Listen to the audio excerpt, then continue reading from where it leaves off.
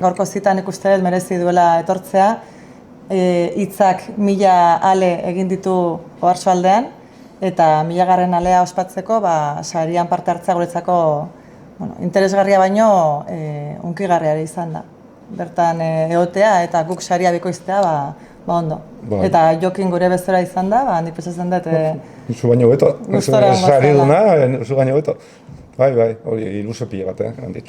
Eta hori, sosketa bat horrela, repente,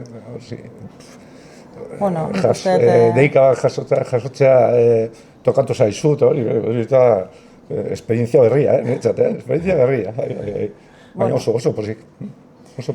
Laboralkutxa bezala uste dut garrantzitsua dela Euskal Hedabideak babestea, ondoan egotea eta irakurleak ere motibatzea. Eta modu politxare izan da, gure artean asmatu genuena, gainera. Izan ez gure proposamena, ez hitzaren proposamena nik uste dut bien proposamena izan zala eta benetan asko postu gehala. Gure partetik, hitzaren partetik, esker bikoitza, batetik. Laboralkutxari, zuk esan duzun bezala, euskarazko hedabide bat babesteagatik, nola eta 1000. Zenbakian, ia 15 urteko bidea honi, biribilitasuna bateko, borobiltzeko, eta horrek ekarri duna da, gure espedigun bat, fidela, irunderra bera, saritzea.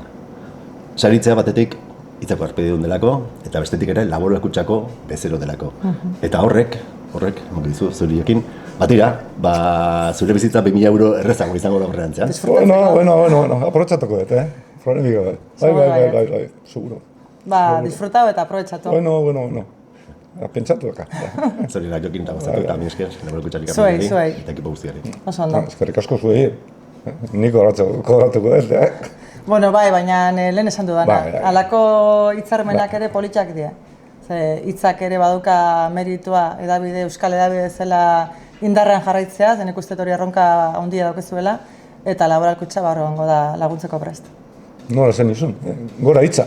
Gora hitza.